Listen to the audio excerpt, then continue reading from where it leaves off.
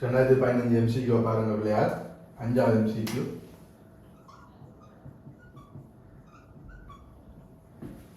பாருங்க, 3 ஒளியியல் உபகரணங்கள் பற்றி செய்யப்பட்ட பின்வரும் கூற்றுக்களை கருதுக. 3 ஒளியியல் உபகரணங்கள் A, B, C. முதலாவது, எளிய நுணுக்கு காட்டி ஒரு தனி குவிவு வில்லையை கொண்டிருக்கும் அதே வேளை நுணுக்கு காட்டி இயல்பான செப்பஞ்செய்கையில் தெளிப்பார் நிலவு தூரத்தில் ஒரு மாயபிம்பத்தை உருவாக்குது. அப்போ தெளிவரை நிலவு தூரத்தில் ஒரு மாயபிம்பத்தை உருவாக்குது. அது சரி, அது ஒரு எளிய நுணுக்கு காட்டிக்கு சரி. ஏன் இறுதி பிம்பம் தெளிப்பார் நமக்கு எளிய நுணுக்கு காட்டிக்கும் கூட்டு நுணுக்கு காட்டிக்கும் இறுதி பிம்பம் தெளிப்பார் நிலவு தூரத்தில் இருக்கும், தொலைக்காட்டிக்கு இறுதி பிம்பம் முடிவில் இருக்கும். ஆகவே கூட்டு ஏ சரி. கூட்டு பியை பாருங்க பிள்ளையார். கூட்டு நுணுக்கு காட்டி இரு குவிவில்லைகளை கொண்டிருக்கும் அதே வேளை நுணுக்கு காட்டியின் இயல்பான செப்பஞ்செய்கையில் முடிவிலியில் ஒரு பெரிதாக்கிய மாயபிம்பத்தை உருவாக்குறது. பெரிதாக்கிய மாயபிம்பம் சரி, ஆனால் இயல்பான செப்பஞ்செய்கையில இறுதி பிம்பம் தெளிர்பார்வை நிலவுத்துறதுல தோன்றணும். ஆனா இங்க பி கூட்டுல முடிவில் என்று சொல்லியிருக்கு, அதனால பிள்ளை. சி கூட்ட பாருங்க பிள்ளையார். வானியல் தொலைக்காட்டி இரு குவிவு வில்லைகளை கொண்டிருக்கும் அதே வேளை நுணுக்கு காட்டி இயல்பான செப்பஞ்செய்கையில் முடிவிலியில் ஒரு பெரிதாக்கிய மெய்பிம்பத்தை உருவாக்குறது. அப்ப வானியல் தொலைக்காட்டில இயல்பான செப்பஞ்செய்கையில இறுதி பிம்பம் முடிவிலில உருவாகும். அது சரி. உருப்பெருக்கம் இருக்கும். உருப்பெருக்கம் நமக்கு தெரியும். பீட்டாவிங்களால் பாயம் சமன் பீட்டாவிங்களால் போட்டோம்னு சொன்னா நமக்கு இங்க H பொருள்வில்லை இங்கு மாயபிம்பம், பொருள்வில்லை இங்கு கண்வில்லை பார்வை துண்டு. அப்ப நமக்கு HOவிங்கள் எச்சி என்ன சொல்றது பொருள்வில்லைங்கள் பார்வை துண்டு. ஆகவே நமக்கு எப்போதும் தொலைக்காட்டில HO பெரிது HE ஆக இருக்கும். ஆகவே பார்வை துண்டை விட பொருள்வில்லை பெரிதாக இருக்கும், பார்வை துண்டை விட பொருள்வில்லை பெரிதாக இருக்கும், பொருள் பெரிதாக இருக்கும். ஆகவே உருப்பெருக்கம் ஒன்றை விட பெரிதாக இருக்கும். ஆனால் இந்த கூட்டுல மெய்பிம்பம் என்று சொல்றாங்க, முடிவில உருவாகிறது மாயபிம்பம். ஆகவே இந்த கூற்றும் பிழை. ஆகவே ஏ மட்டும் மூலாவது ஆன்சர். சரியா? மூலாவது ஆன்சர்.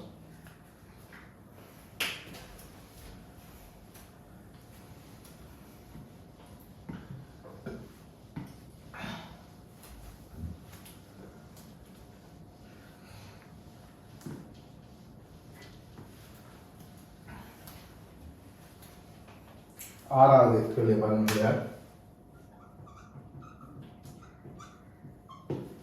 6ஆம் கேள்வி.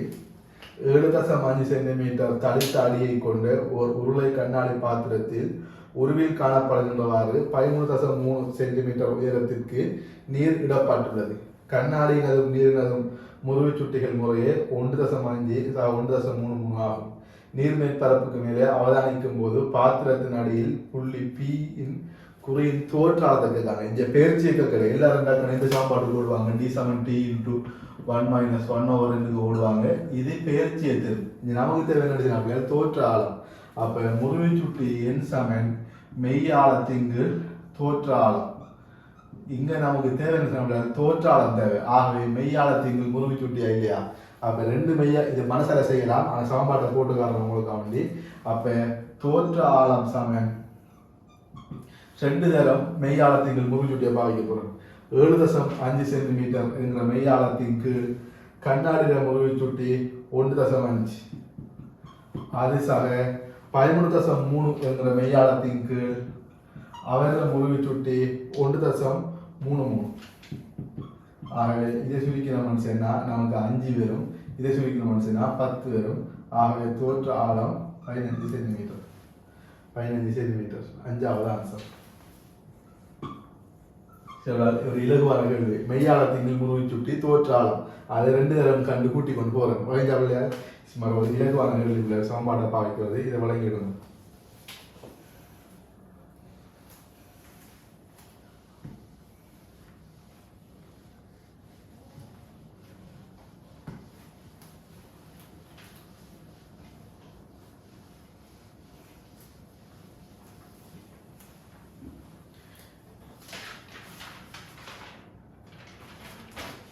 கேள்வி.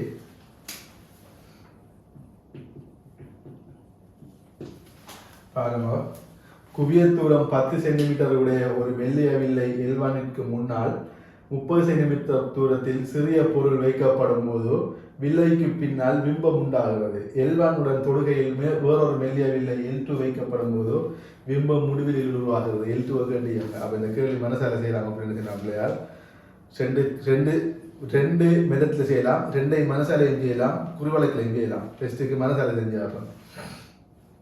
குவிய தூரம் 10 சென்டிமீட்டர் 30 சென்டிமீட்டர்ல பொருளை வைக்காங்க. ஆகவே பிம்பத்தூரம் நமக்கு தேவை.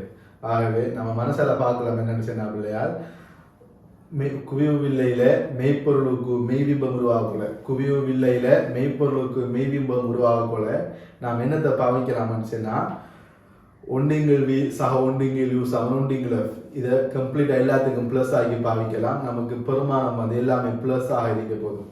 இங்கே குவிய தூரம் 10, பொருள் தூரம் 30. அப்போ ஒண்டிங்கில் வி சக ஒண்டிங்கில் 30 சமன் ஒண்டிங்கில் 10.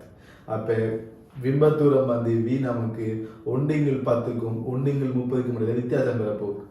நமக்கு அது மைனஸ்லாம் பெறப்போகுது. ஆகவே நமக்கு ஒண்டிங்கில் 10ங்கிறது 3/30. அப்போ 3/30க்கும் ஒண்டிங்கில் 30க்கும் வித்தியாசம் 2/30. கேட்டு நம்ம சொன்னால் 30/2 15 சென்டிமீட்டர். ஆகவே இங்கே பிம்பத்தூரம் நமக்கு 15 சென்டிமீட்டர்ல வரப்போகுது. இப்போ இப்போ நான் ஒரு வில்லையை சேர்த்தோம்னு சொன்னா பிம்பம் விரிச்சுட போகுது. அப்போ கதிர்கள் விரிய போகுது. ஒருங்க வேண்டிய கதிர்கள் விரிய போகுது. இன்னொரு வகையில் சொன்னா நாம இந்த குவியத்தில் வச்சிருக்கோம். அப்போ குவியத்தில் இந்த வச்சிருந்தோம்னு சொன்னா பிள்ளையால் குவிவில்லை செய்கிற வேலையை அவர் மாறு செய்வார். குவிவில்லை ஒருக்கி சொன்னா இவர் என்ன செய்வார்னு சொன்னா விரிவார். ஆகவே பிம்ப முடிவில் வரணும்னா அங்கே குழுவில் பயன்படுத்தணும். 15 சென்டிமீட்டருடைய குழுவில் 3வது ஆன்சர் வரும். இப்போ இதே கேள்வி நாம் என்ன செய்யலாம் அப்படின்னா சேர்மான வில்லையாக செய்யலாம். இப்போ நான் 2 வகையில் செஞ்சாங்க பாருங்க. மனசால செய்கிற கதை முடிச்சு. இப்போ நான் எழுதி செய்ய போகிறேன் மெத்தட் பண்ணல.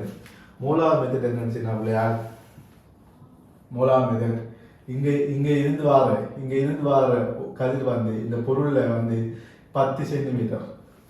அப்போ இவர் 10 சென்டிமீட்டர் சொன்னா பிள்ளையா, இந்த 10 சென்டிமீட்டர் பிம்பம் இங்கால வரப்போறார். அப்போ இன்னைக்கு இதில் வி தேவை. அப்போ எஃப் சாமன் குவிவில்லைங்கிறதுனால மைனஸ் எஃப் சாமன் -10 சென்டிமீட்டர். இப்போ இங்கே பிம்ப பொருள் தூரம் ப்ளஸ் 30 சென்டிமீட்டர். ஆகவே வில்லை சாம்பாடை பாவிச்சோம்னா ஒண்டிங்கில் வி சாய ஒண்டிங்கில் யூ சாமன் ஒண்டிங்கில் எஃப். சரி அப்படியா? அப்போ பாவிச்சேன்னா இப்போ ஒண்டிங்கில் வி எனக்கு தெரியா -1/30 சமன் -1/10. அப்போ இவரை இந்தியாவில் கொண்டு போனோம்னு சொன்னால் 1/v சமன் 1/30 சாய 1/10. இப்போ போமாசி 30 எடுத்தோம்னு சொன்னால் 1/v சமன் -2/30. அப்போ v சமன் -15 சென்டிமீட்டர். அப்போ v அங்கால. இப்போ இவரத்தை நான் இன்னொரு வில் ஒன்று வச்சுக்கிறேன். அந்த வில்லை என்னன்னு தெரியாது. அந்த வில்லை என்ன செய்தேன்னு பிள்ளையால், அந்த வில்லை என்ன செய்தேன்னு இவ்விடத்துல உருவான பிம்பம் தானே பிள்ளையால், இவ்விடத்துல உருவான இந்த பிம்பம். அப்ப அவருக்கு பொருள் தூரம். அப்ப இப்ப இவ்விடத்தை இருக்கிற வில்லைக்கு பொருள் தூரம் -15. அப்ப பொருள் தூரம் -15. இவரோட பிம்பம் உருவாகுது முடிவில். அப்ப பிம்பம் முடிவில் உருவாகுன்னு சொன்னா மீண்டும் நான் 1/v சாய 1/u சமன் 1/f பாவிச்சேன்னு சொன்னா இறுதி பிம்பம் முடிவில் இல்லை. அப்போ 1 முடிவில் மைனஸ். அப்போ மைனஸ் சொன்னா இப்போ பொருள் தூரம் -15. அப்போ 1 -15 சமன் 1/f2. எனக்கு இது f2 எனக்கு என்னன்னு தெரியா. ஆகவே இந்த 1 முடிவில் 0 ஆகிறதால மைனஸ் இன்டு மைனஸ் பிளஸ் ஆயிரும். f2 சமன் 15 சென்டிமீட்டர். ஆகவே பிளஸ்ல வந்திருக்கிறதுனால குழிவு வில்லை 15 சென்டிமீட்டர் குவிய தூரம். இது ஒரு மெத்தட். நான் 2 வில்லையும் சேர்த்து செஞ்சேன். இன்னொரு மெத்தட் என்னன்னு சொன்னாங்களா, இதுல சேர்மான வில்லை செய்கிறேன். இப்ப சேர்மான வில்லையை பார்த்தோம்னு சொன்னா பொருள் சேர்மான வில்லையோட குவிய தூரம் கேபிட்டல் F சொன்னா பொருள் 30 சென்டிமீட்டர் வைக்க போல இறுதி பிம்பம் முடிவிலியில உருவாகுது. அப்போ பொருள் 30 சென்டிமீட்டர் வைக்க போல இறுதி பிம்பம் முடிவில் உருவாகிச்சுன்னு சொன்னா சேர்மான வில்லையின் குவிய தூரம் 30 சென்டிமீட்டர். சேர்மான வில்லையின் குவிய தூரம் 30 சென்டிமீட்டர். ஆகவே ஒன்றிங்கு எஃப் சமன் ஒன்றிங்கு எஃப் பான்சா ஒன்றிங்கு எஃப் டூ பாவிச்சோம்னா இங்க சேர்மான வில்லை ஒரு குவிய வில்லையாக தொழிற்படுது. குவியத்தில் வைக்கப்பட்ட பிம்பத்தை விரிச்சுடு சமாந்தரமாக்கி குவியத்தில் வைக்கப்பட்டது சமாந்தரமாகிறதால சேர்மான வில்லை ஒரு குவிய வில்லை. ஆகவே ஒன்றிங்கு 30 மைனஸ் சமன் இங்க குவிய வில்லைக்கு -10 சென்டிமீட்டர் குவிய தூரம் ஸ்டார்ட்ல இருந்தது. குவிய வில்லைக்கு ஒன்றிங்கள் -10 சக ஒன்றிங்கள் F2 எனக்கு F2 என்னன்னு தெரியாது. அப்ப ஒன்றிங்குள் F2 சமன் இது -10 ஒன்றிங்கள் 10 சாய ஒன்றிங்கள் 30 போமாசி 30 எடுத்த மனுஷன்னா ஒன்றிங்கள் F2 சமன் 2×30 F2 சமன் 15 சென்டிமீட்டர் பிளஸ்ல வருது. ஆகவே குவிவில்லை 15 குழுவில்லை 15 சென்டிமீட்டர் குழுவில்லை 15 சென்டிமீட்டர் பிளஸ்ல வரத்தால குழுவில்லை மைனஸ்ல வந்தால் குவிவில்லை. ஆகவே குழுவில்லை 15 சென்டிமீட்டர். அப்ப நமக்கு இது பிளஸ்ல வந்தால் குழுவில்லை மைனஸ்ல வந்தால் குவிவில்லை. சரியா? ஆகவே குழுவில்லை 15 சென்டிமீட்டர் ஆன்சர். குவியத்தூரம் 15 சென்டிமீட்டர் குழுவில்லை ஆகும். மூணாவது ஆன்சர். அப்ப இதை மனசால செய்ய தெரிஞ்சுக்கணும், எழுதி செய்ய தெரிஞ்சுக்கணும். ஆகவே இதை கிளியரா மனசால டைரக்டா பார்க்கப்படுதுன்னா நமக்கு 10ல குவியத்தூரம் இருக்க போல 30ல வைக்கப்பட்ட பொருள் அங்கால எவ்வளவு தூரத்தில் உருவாகும் பார்க்கும். அதுக்கு புறவு இவனது ஒரு வில்லு ஒன்று வைக்க போல அவர் சமாந்தரமாக போறாருன்னு சொன்னா அது ஒரு குழு வில்லையாய் மாயப்பொருள். சரி, அப்படி மாயப்பொருள். ஆகவே நம்ம மனசால எப்படி பார்க்கணும் சொன்னா குவிய வில்லையில மெய்ப்பொருளுக்கு மெய்பிம்பம் உருவாகினா ஒன்றிங்கில் வீசா ஒன்றிங்கில் யூஸ் ஆகும் ஒன்றிங்கில் எல்லாமே ப்ளஸ். அப்போ அதை போட்டு பார்க்க போல நமக்கு வித்தியாசத்தை எடுத்து போட்டு டைரக்ட் ஆன்சர் இருக்கும். ரெண்டையும் மனசால செய்யலாம், ரெண்டையும் எழுதி செய்யலாம். இது மெத்தட் 2. சரி, அவ்வளோ ரெண்டையும் மனசால செய்யலாம், ரெண்டையும் எழுதி செய்யலாம். இதை வழங்கிக்கிறோம் உங்களுக்கு.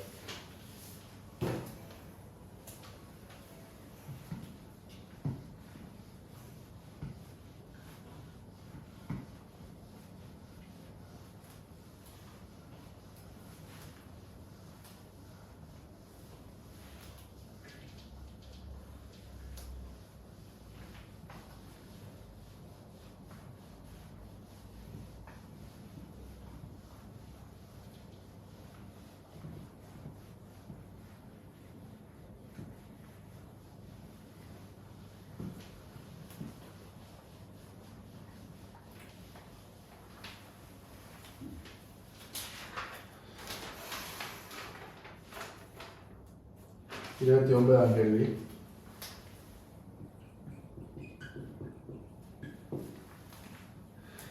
நீலம், பச்சை, சிவப்பு எனும் 3 முதன்மை நிறங்களின் கலவைகளை கொண்ட ஒடுங்கிய ஒளிக்கற்றைகள் XYZ ஆகிய உருக்களில் காணப்படுகின்றவாறு ஒரே திரவியத்தினால் ஆக்கப்பட்ட ஒவ்வொரு கண்ணாடி அரியங்களின் மீது செவ்வனாகப்படுகின்றன.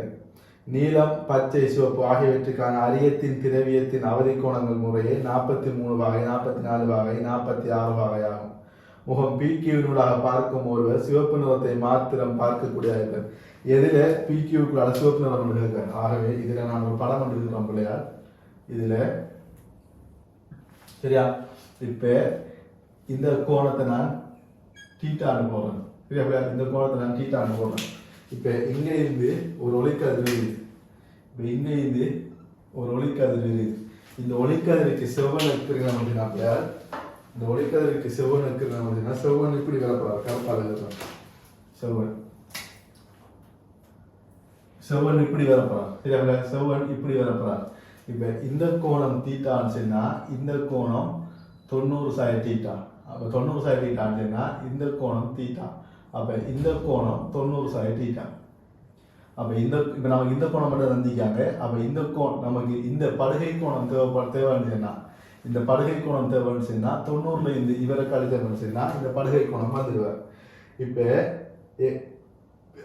எக்ஸில் படுகை கோணம் ஆரம்பிச்சுன்னா அப்படியா எக்ஸில் படுகை கோணம் ஆரம்பிச்சுன்னா 60ல இருந்து 90ல 60 கழிச்சோம்னா 30 வகை எக்ஸில் படுகை கோணம். எக்ஸில் ஐசான வையில படுகை கோணம் ஆரம்பிச்சுன்னா பிள்ளையால் வையில 45 வகை 90ல 45 வகை படுகை கோணம். சட்டில பலகை கோணம் 6 சொல்லி பார்த்தோம்னா பிள்ளையா சட்டில 90 30 கோணம் 60 பாகை.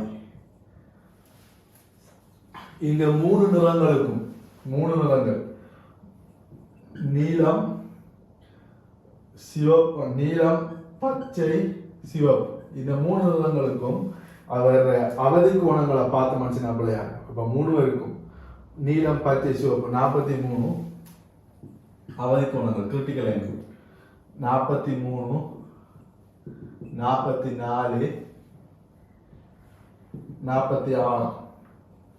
இப்ப கேட்ட கேள்வி என்ன பிள்ளையா இது 3லையும் சிவப்பை மட்டும் பிக்யூவினூடாக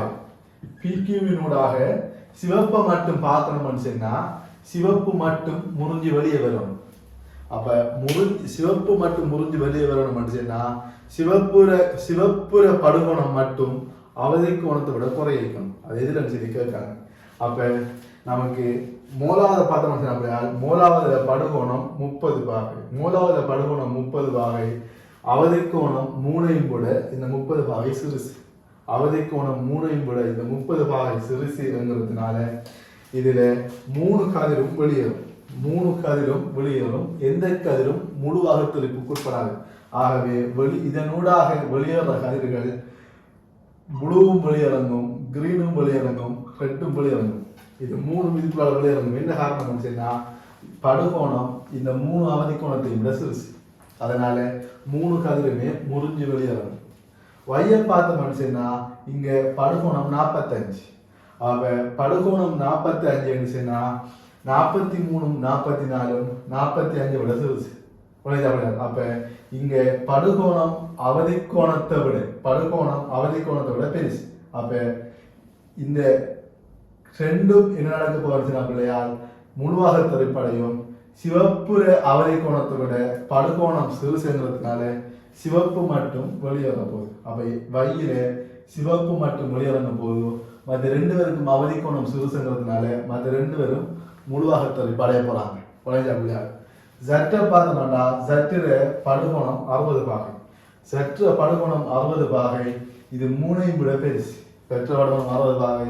இது 3ஐயும் விட பெருசுங்கிறதுனால சற்றில எந்த கதிருமே வெளியிறங்க மாட்டா. 3மே முழுவாக தரிப்படையும். இங்க படுகோணம் சிறுசுங்கிறதுனால 3ம் முறிஞ்சு வெளியிறங்கும். இங்க படுகோணம் மிக பெருசுங்கிறதுனால 3ம் முழுவாக தரிப்படைஞ்சிடும். ஆகவே நமக்கு சிவப்பை மட்டும் பார்க்கலாம்னு சொன்னா அது வையில மட்டும்தான். அப்ப வையில் மட்டும் 2வது ஆன்சர். இதை எடுத்துக்கொள்ளும். 2015 ஸ்ட்ரக்சர்.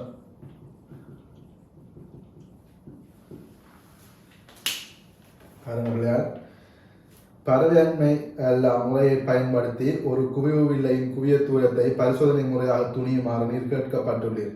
இப்பரிசோதனையை நிறைவேற்றுவதற்கு தேவையான எல்லா உருப்படிகளும் உம்மிடம் வழங்கப்பட்டுள்ளன என கொள்க. ஏற்பாடு பரிசோதனையை நிறைவேற்றுவதற்கு தேவையான எல்லா உருப்படிகளையும் எங்கனம் மேசை மீது ஒழுங்கமைப்பின காட்டுவதற்கு ஒரு வரைபடத்தை வரைந்து உருப்படிகளை பெயரிடுக.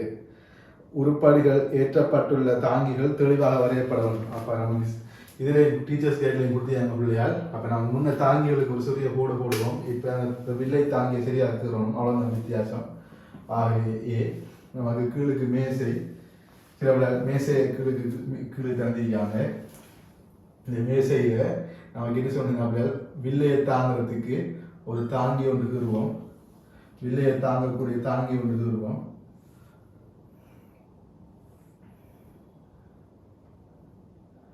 இதுக்குள்ள வில்லையை வைப்போம்.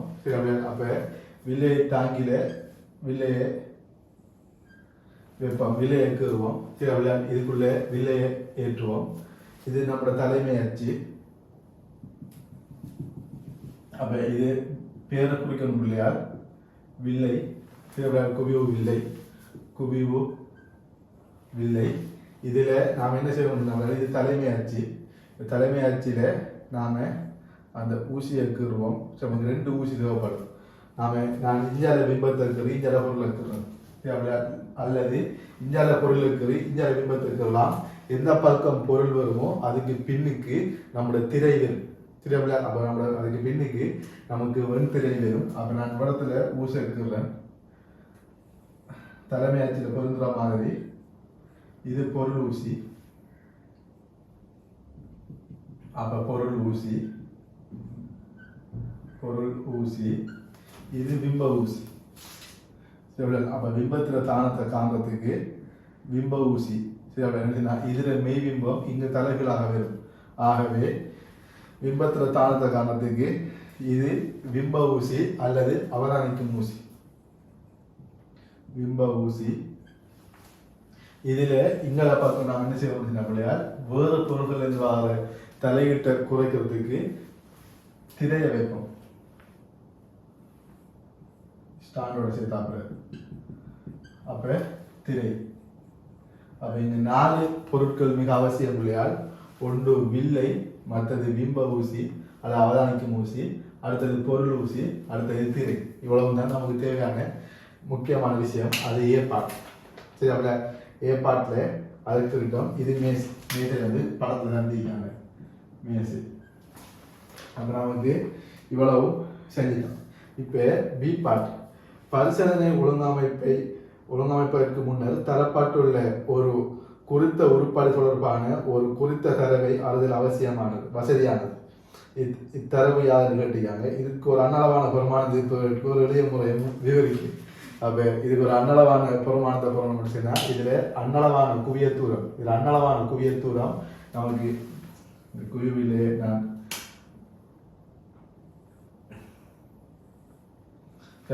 இதுக்கு ஒரு அன்னளவான ஒரு குவியத்தூரம் நமக்கு தேவைப்படும். ஏன்னு சொன்னா அதுக்குள்ளுக்கு பொருளை வைக்கிறதா வெளியே வைக்கிறதான்னு பார்க்கறதுக்கு நமக்கு அன்னளவான ஒரு குவியத்தூரம் தேவைப்படும்.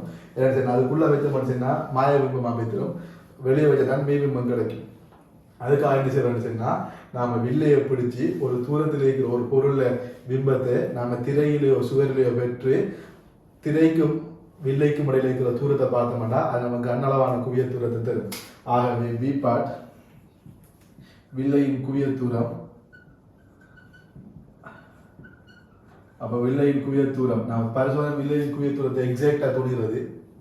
அதுக்கு முதல் நமக்கு அன்னளவான பெருமானம் தேவைப்படும். ஆகவே இது எப்படி துணிகிறோம்னு பிள்ளையார், தூரத்தில் இருக்கிற பொருளின் பிம்பத்தை சுவர்ல அல்லது திரையில குவிச்சு திரைக்கும் வில்லைக்கும் இடையிலான நீளத்தை பெறுறது. ஆகவே தூரத்திலிருந்து வர பொருள் சமாந்தர கதிர்கள் குவிய தளத்துல குவி. சரியா பிள்ளையார்? ஆகவே அதை எழுதுவோம். அப்ப அதை தான் கேட்டிருக்காங்க பி பார்ட்ல. C part. மேலே ஏயில் காட்டியுள்ள எல்லா உருப்படிகளையும் சி பார்ட். மேலே ஏயில் காட்டிய எல்லா உருப்படிகளையும் ஒழுங்கமைத்த பின்னர் பிம்பத்தை பார்க்கும் போது பிம்பமும் அவதானிப்பு ஊசியும் நம்ம செய்யணும். இது பிம்ப ஊசி அல்லது அவதானிப்பு ஊசி.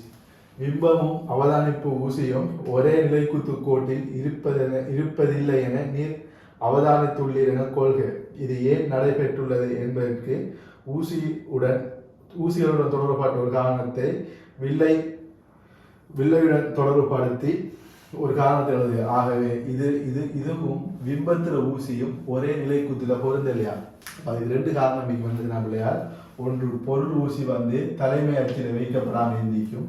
வில்லை வந்து நிலைக்குத்தாக இல்லாம வில்லை வந்து சரிந்திருந்தது என்று சொன்னா பிம்பமும் வந்து சரிந்து வரும். ஆகவே அதுக்கு ஊசியோட சம்பந்தப்பட்ட ஒரு காரணத்தையும் வில்லையோட சம்பந்தப்பட்ட ஒரு காரணத்தையும் இருக்காங்க. அப்ப நமக்கு ஊசியுடன் சம்பந்தப்பட்ட காரணம் என்னன்னு சொன்னா ஊசிகள் வந்து தலைமை அச்சில் வைக்கப்படாமல் இருத்தல். அப்ப ஊசி வந்து தலைமை அச்சில் வைக்கப்படாமல் இருத்தல் ஒரு காரணம். வில்லையில் காரணம் என்னன்னு சொன்னா வில்லை வந்து நிலைக்குத்தாக இல்லாமல் சரிந்திருத்தல். அப்ப வில்லை வந்து நிலைக்குத்தாக இல்லாமல் சரிந்திருந்தாலும் இதே பிரச்சனை. அப்ப அதனை எடுத்துக்கலாம். D part. இப்பரிசோதனையில் ஒளியியல் அச்சுக்கு குறுக்கே பக்கவாட்டில் கண் அசைக்கப்படுகையில் பிம்பம் கண் அசைவின் திசைக்கு எதிரான திசையில் அசைவதை நீர் அவதானித்துள்ளீர் என கொள்க. இந்நிலைமையில் பிம்பத்தின் செப்பமான தாக்கத்தை கண்டுபிடிப்பதற்கு அவதானிப்பு ஊசியை கண்ணை நோக்கிய கண்ணிலிருந்து அப்பால் அசைக்கணும் கேட்டீங்க. முக்கியமான விஷயம் இல்லை. இது செய்யறதுக்கு நீங்க எக்ஸாம் நடக்கிற என்ன செய்யணும், 2 விரலையும் பிடிச்சி பார்த்தீங்க. 2 விரலையும் பிடிச்சி நீங்க கண்ணை அசைக்க போல கிட்ட இருக்கிறவர் எதிர் திசையில் அசைவார், தூரத்தில் இருக்கிறவர் ஒரே திசையில் அசைவார். நான் இப்ப கண்ணை இடது பக்கம் நோக்கி கொண்டு போற நினைச்சேன்னா அங்கால இருக்கிற ஊசி இடது பக்கம் வார மாதிரியும் கிட்ட இருக்கிற ஊசி கிட்ட இருக்கிற கை வலது பக்கம் போற மாதிரியும் இருக்கும். இப்ப என்ன சொல்லலாம், அப்ப நமக்கு கிட்ட இருக்கிறது எதிர் திசையில போகும். என்ன சொல்லலாம் நினைச்சேன்னா கண்ணை அசைக்க போல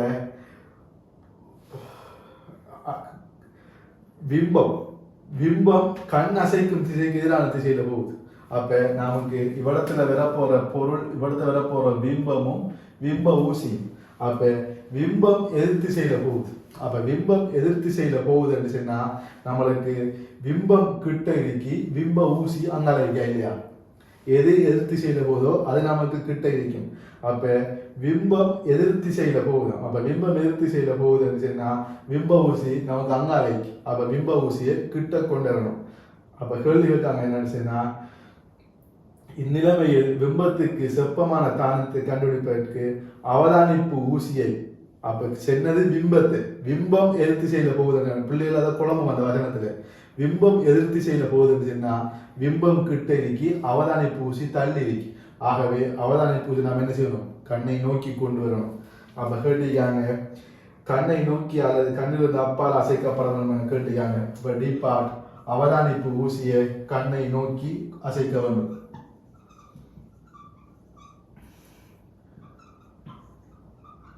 கண்ணை நோக்கி. இப்ப என்ன சொன்னாங்க, நான் அடுத்த பாடல் அழிக்க முடியாது.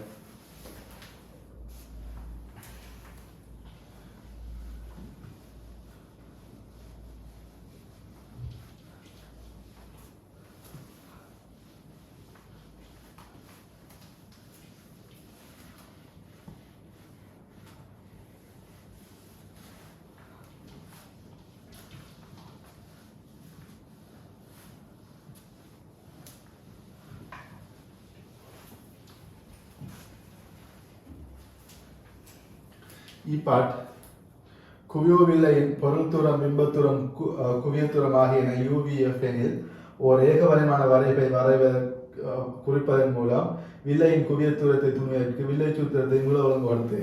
அப்ப வில்லை சமன்பாட்டை கேட்காங்க. அப்ப இப்பாட் பாருங்க, நமக்கு ஒண்டிங்கில் V சய ஒண்டிங்கில் U சமன் ஒண்டிங்கில் இதான் வில்லை சமன்பாடு. இப்ப நம்ம வரை பார்க்கணும்னு சொன்னா பொருள் தூரத்தை சாரா மாறியாகவும் பிம்ப தூரத்தை சார் மாறியாகவும் மாற்றணும். ஆகவே ஒண்டிங்கில் V சமன் ஒண்டிங்கில் U சக ஒண்டிங்கில், இதுல நாம அப்ளை பண்ண வேண்டிய குறிவாளர்கள் அப்படியால் நம்ம எழுதணும். தூரங்கள் யாவும் ஒளியியல் மையத்தில் இருந்து அளக்கப்படும். இரண்டாவது, நமக்கு படுகதிரின் திசையிலான தூரங்கள் பிளஸ் படுகதிரின் திசையிலான தூரங்கள் நேர், எதிர் திசையிலான தூரங்கள் மறையும் செல்வர். அப்புறம் படுகதிரின் திசையிலான தூரங்கள் மறை. நாம் இதை பார்ப்போம், பழைய சிதான் நமக்கு தேவைப்படும். அப்ப இந்த திசையில இது வில்லை எடுத்தோம் சின்ன பிள்ளையார், இந்த திசையில வார தூரங்கள் மறையாகவும் எதிர் திசையில வார தூரங்கள் நேராகவும் இருக்கு. அப்ப படுகதிரின் திசையிலான தூரங்கள் மறை, எதிர் திசையிலான தூரங்கள் நேரம் சரி வரும். அல்லது குவிவு வில்லைக்கு எப்படி வரும் அப்படியே குவிவு வில்லைக்கு மெய்பிம்பம் மறையாகவும் மாய பிம்பம் நேராகவும் வரும். இதான் பொருள் அப்படின்னா இங்க மாய பிம்பம் இங்கால உருவாகும், மெய்பிம்பம் இங்கால உருவாகும். ஆகவே மெய்பிம்பம் மறை, மாய பிம்பம் நேர். அப்ப மாய பிம்பம் நேராக வரும், மெய்பிம்பம் மறையாக வரும். இந்த தெற்காட்டி குருவால் நம்ம பாவிப்போம், மற்றதும் பாவிப்பாங்க. நாம் ஏற்றுக்கொள்ளப்பட்ட நம்ம தொடர்ச்சியாக பாவிக்க போறது இதே இதாக இருக்கு. சரி அப்படியா?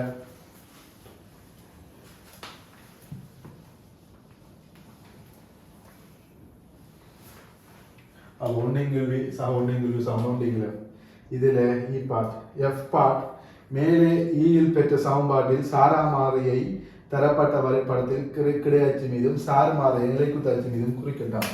அப்ப எஃப் பார்ட்ல அப்ப கிடையாட்சி மீது சாரா மாறி ஒன்றிங்கில் யூ, நிலைக்குத்தாட்சி மீது சார் மாறி ஒன்றிங்கில் வி. சரி அப்படியா? இப்ப என்ன சொல்லலாம்னா, ஒரே வரிப்படத்தில் எதிர்பார்த்த வரைவின் பரும்படி படத்தை அந்த படத்தை பரும்படியாக வரைக ஈயில் படம் குறிவழக்கு கேட்ப இதை குறிக்கட்டாம். ஆகவே நமக்கு ஒண்டிங்கில் யூவில் நமக்கு மெய் ஆரம்பத்தில் மெய்பிம்பம் உருவாகும். அப்போ நமக்கு வெளியே பார்த்தோம் அப்படின்னா பிள்ளையா இந்த தூரங்கள் குவியத்துக்கு உள்ள வரப்போல மாயபிம்பம் உருவாகும். குவியத்துக்கு வெளியில மெய்பிம்பம் உருவாகும். ஆகவே பெரிய தூரங்கள் இதுல இருந்து குவியத்திலிருந்து முடிவெளி வரைக்கும் போகல முடிவெளியில ஒண்டிங்கில் யூ 0 ஆயிடும். அப்ப முடிவெளியிலிருந்து குவியத்தை நோக்கி வரக்கொள்ள இதுவரைக்கும் வருவார். முடிவிலிருந்து குவியத்தை நோக்கி வரக்கூட இதுவரைக்கும் வருவாங்க. ஆகவே அந்த டைம்ல நமக்கு வி எப்படி இருக்குன்னு மெய்பிம்பம் உருவாகும். குவியத்திலிருந்து முடிவிலி வரைக்கும் யூ வரக்கூட பிம்பம் மெய்யாக உருவாகும். அப்ப பிம்பம் மெய்யாக கூட வி வந்து மைனஸ் ஆக இருப்பார். ஆகவே வரைப்பு இங்கே இது ஆரம்பமாகும். அப்ப நான் கீழ்படுத்துகிற காட்டுறோம்ல. ஆகவே